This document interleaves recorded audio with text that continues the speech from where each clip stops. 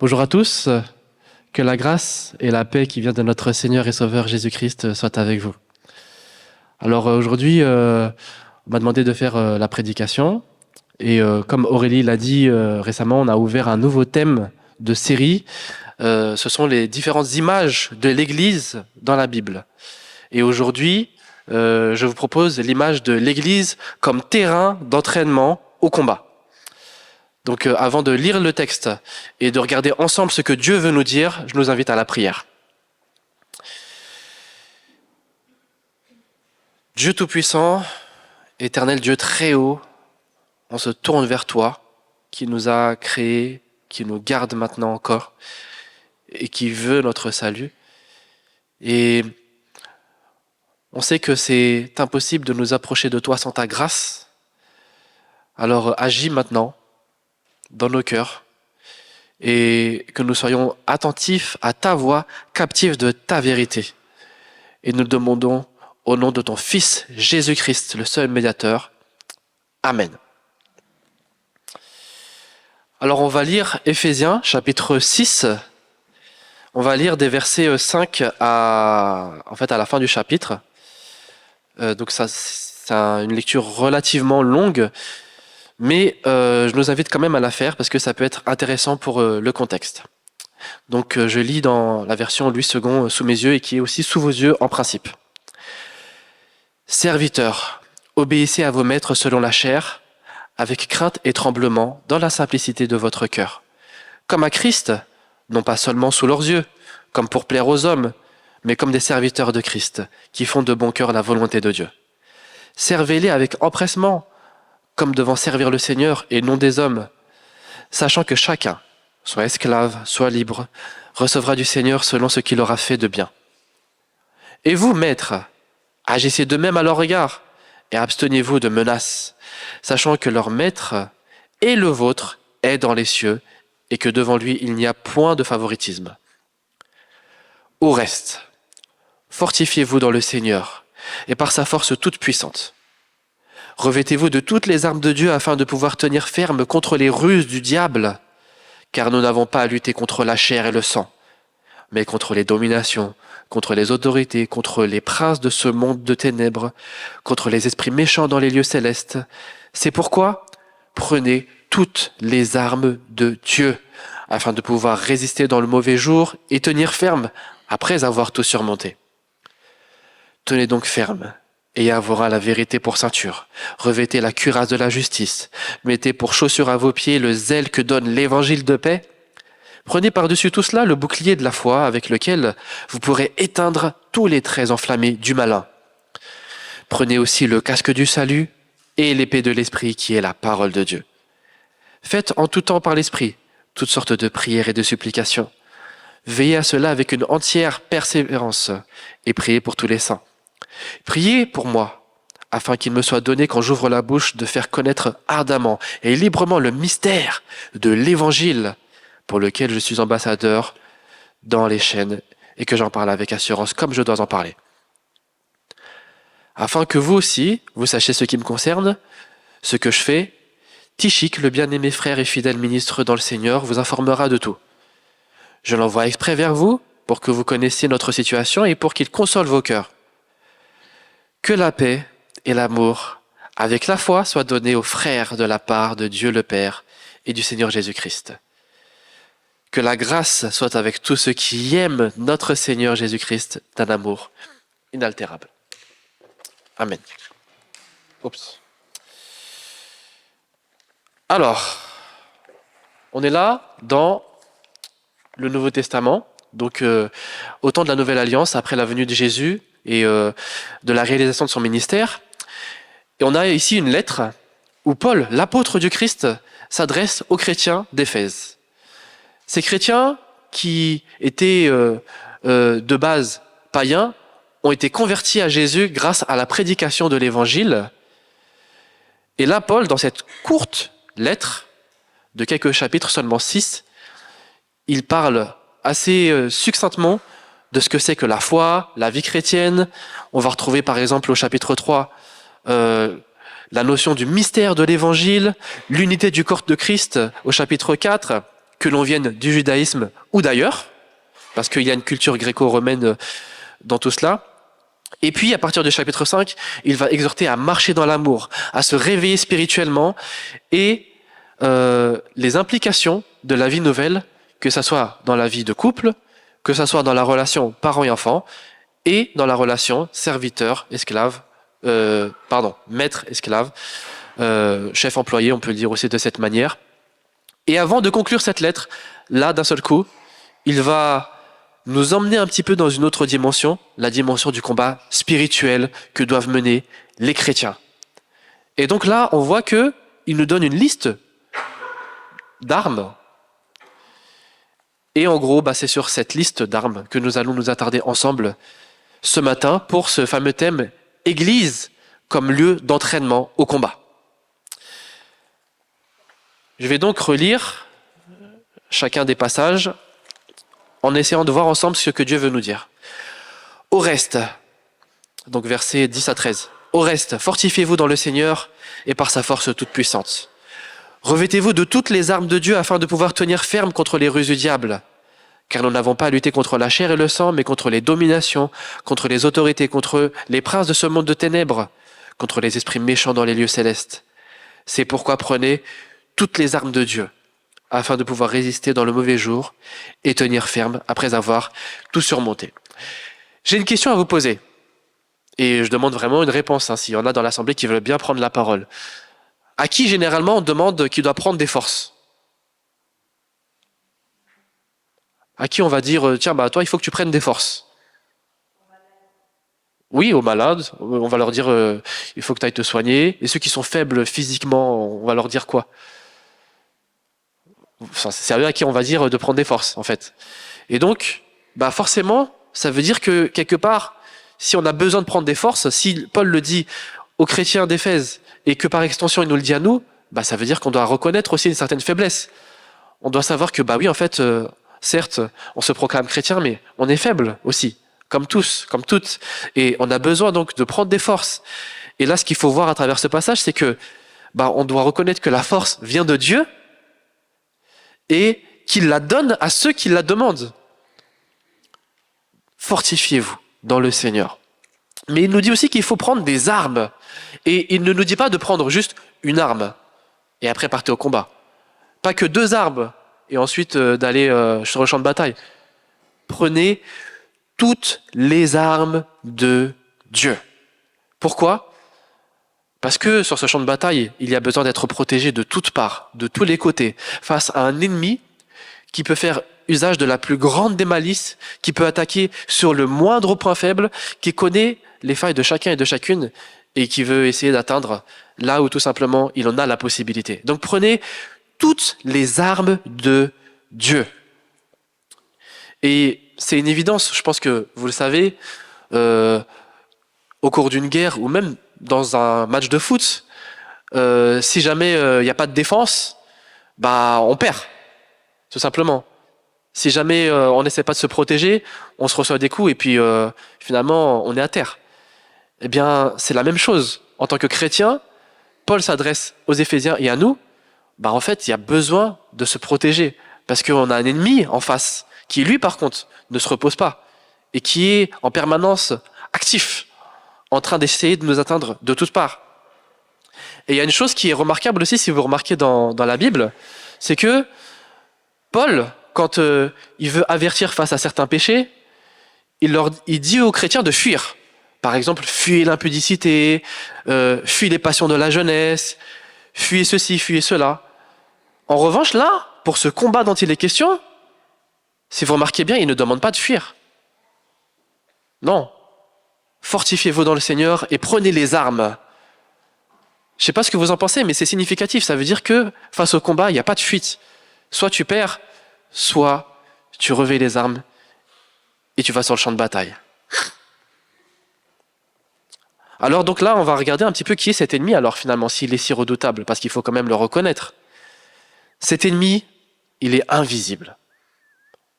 C'est un ennemi qu'on ne voit pas. C'est un ennemi qui est justement terrible du fait qu'on n'arrive pas forcément à le voir venir, à le voir arriver.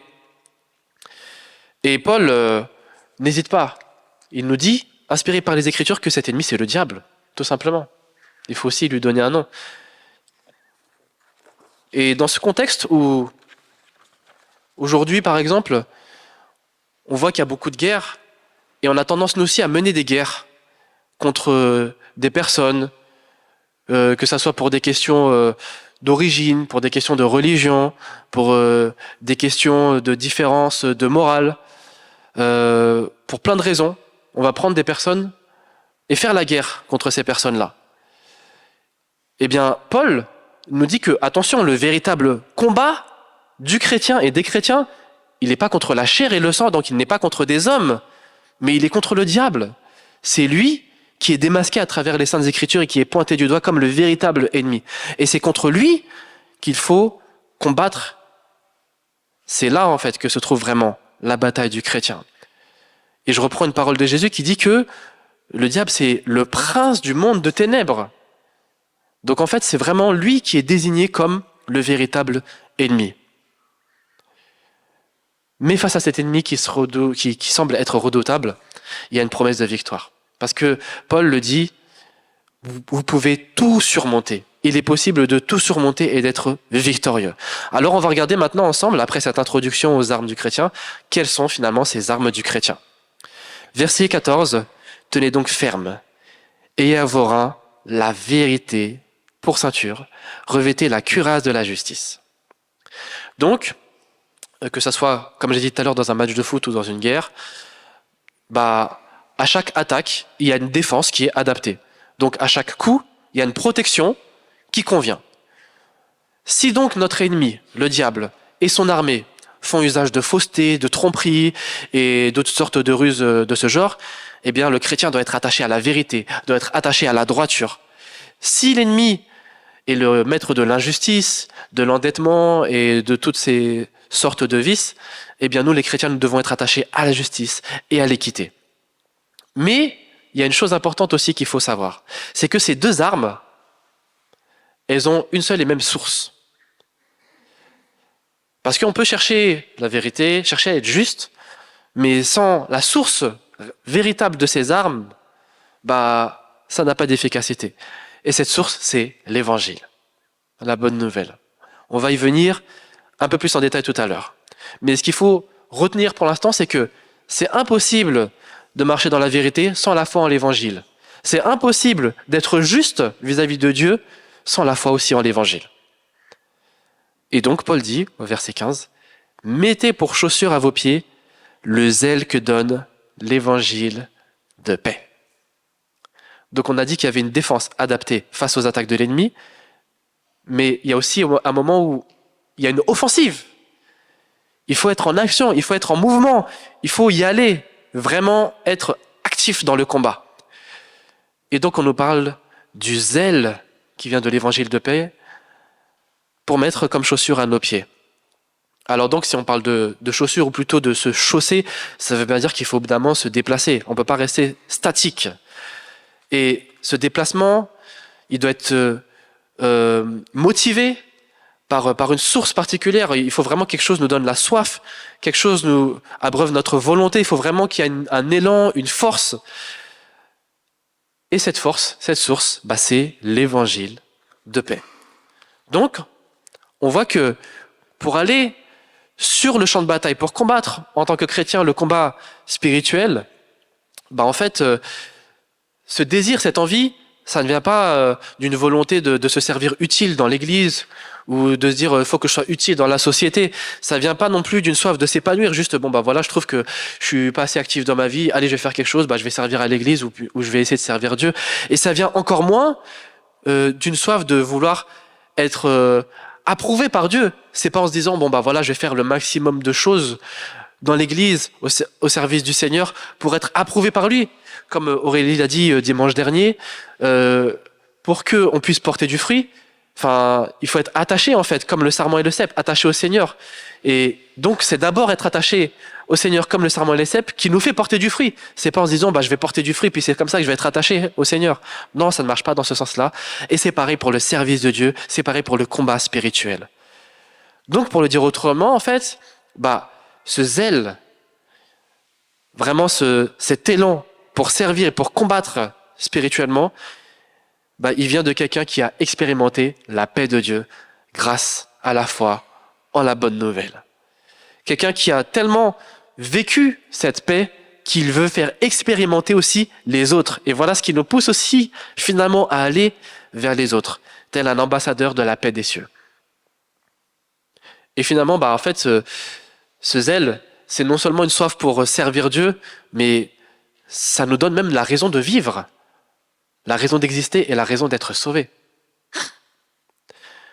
Donc, chers amis, je pense que je suis obligé quand même à ce stade de la prédication de dire 2-3 mots sur, finalement, alors, qu'est-ce que l'évangile? Qu'est-ce que la bonne nouvelle? Puisque c'est la source de ce qui va faire de nous, en fait, ces soldats qui vont combattre spirituellement.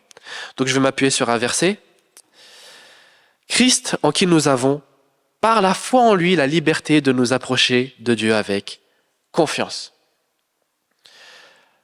On doit prendre conscience, chers amis, que de base, nous sommes séparés de Dieu à cause de notre nature pécheresse et à cause des péchés que nous commettons.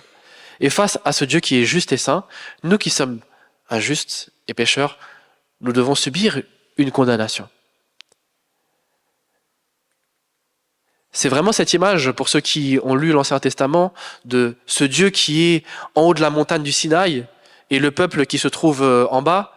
Et en fait, on ne peut pas s'approcher de cette montagne où Dieu se présente, ni même juste au pied de cette montagne, au risque de périr, parce que Dieu est trop saint et nous sommes trop impurs face à lui.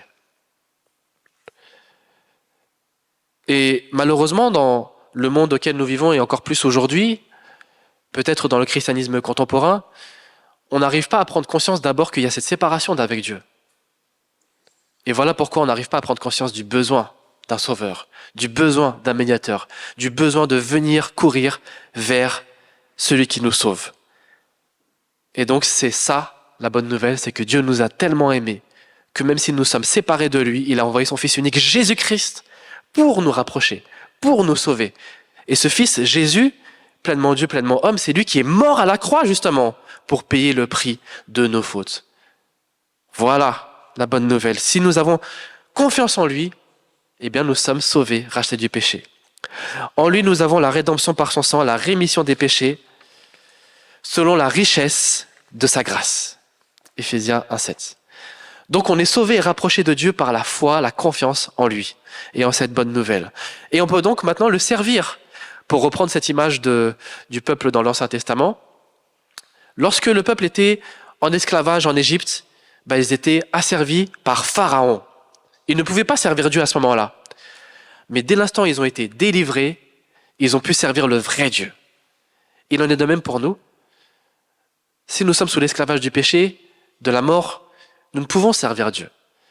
Mais par l'évangile du Christ, par la confiance en lui et en son œuvre à la croix, si nous sommes délivrés, nous pouvons être sauvés et être à son service et devenir ses soldats, les membres de son armée céleste, l'armée qui proclame la paix des cieux.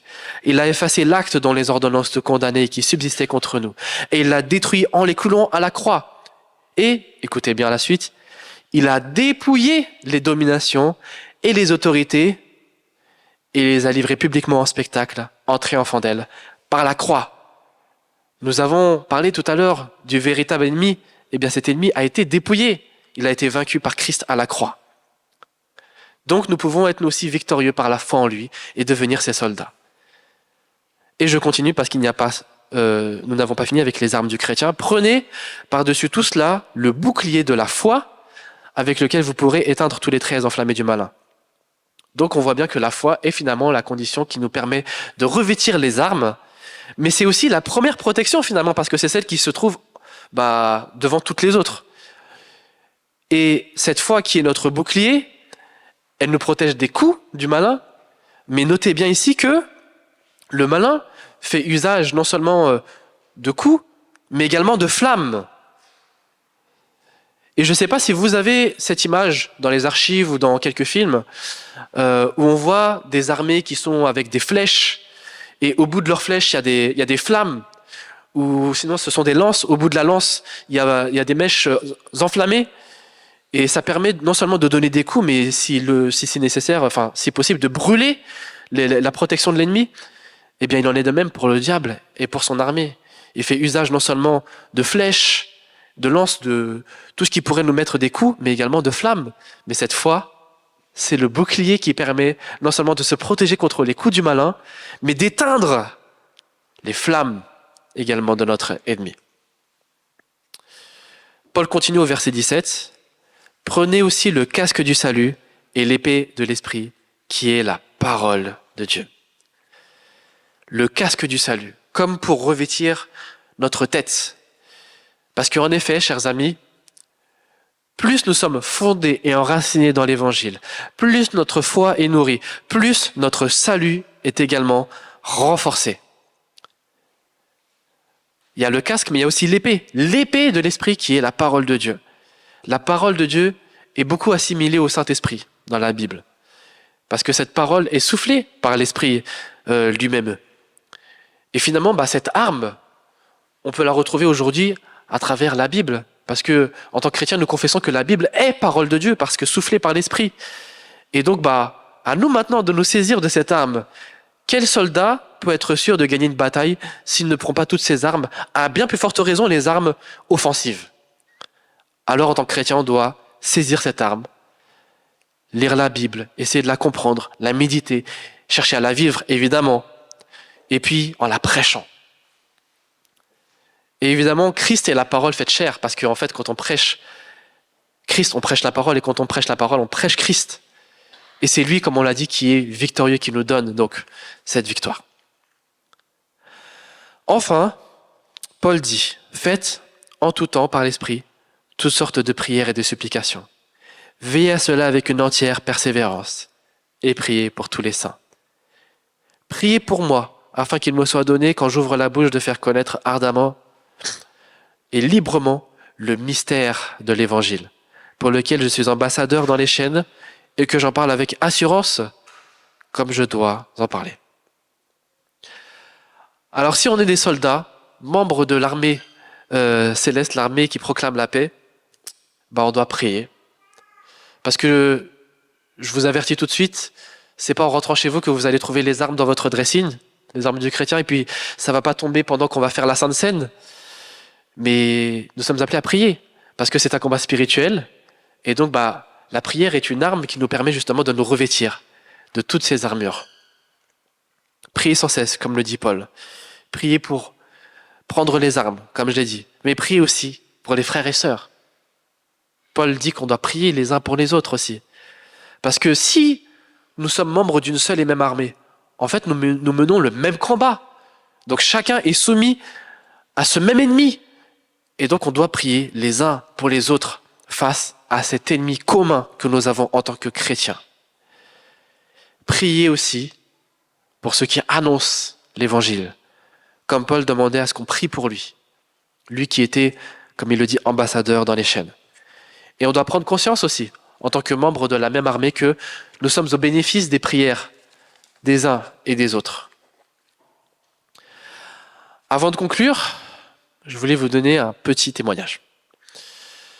Depuis que le Seigneur m'a touché au cours de ma petite jeunesse, j'ai toujours eu cette soif d'écouter des enseignements, d'aller à des études bibliques, à des cellules de prière, à des séminaires, et vraiment de m'abreuver au maximum de ce que Dieu nous dit dans sa parole.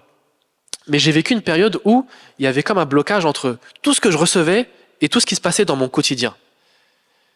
Et vraiment, c'était très compliqué pour moi de comprendre ce qui se passait. Mais un jour, c'est par l'illumination qui vient de l'évangile, la bonne nouvelle, que alors j'ai compris finalement quel était mon statut et ce que je devais faire.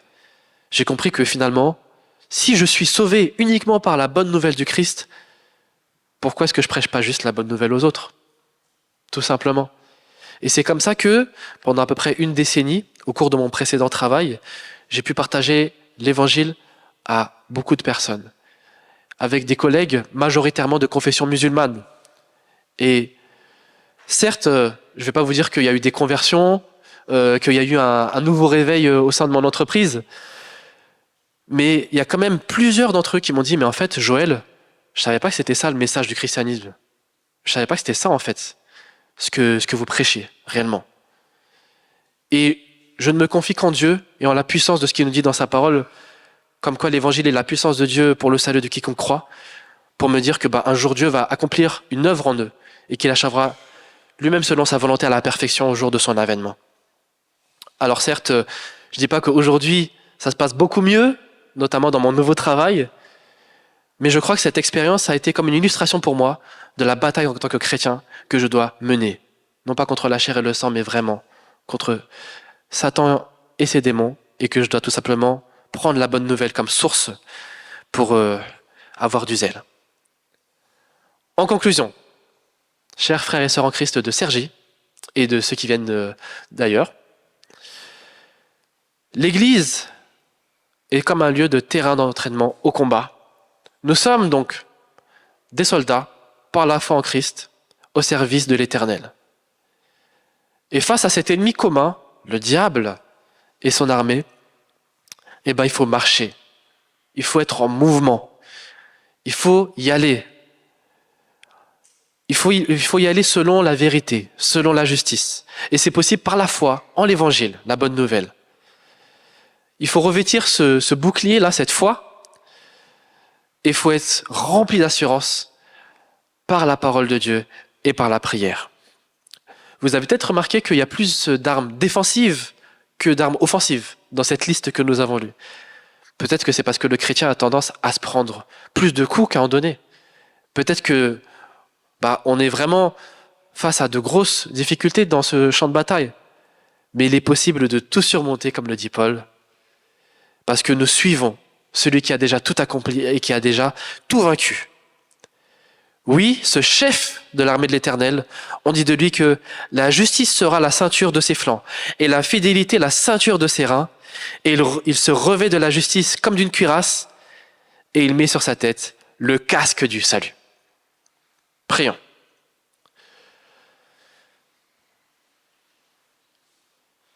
Oui, Seigneur, toi, le roi des rois, nous te louons. Parce que certes, le prince de ce monde des ténèbres exerce beaucoup d'autorité ici-bas, mais nous avons la foi que c'est quand même toi qui règnes par-dessus tout. Et que ce règne sera révélé au dernier jour. Et que par la foi en toi et en ta bonne nouvelle, nous pourrons nous aussi régner avec toi et être victorieux sur nos ennemis.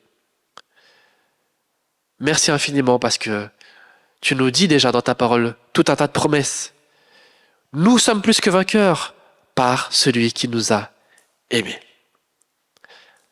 Alors, gloire à toi. Au nom de Jésus-Christ, Amen.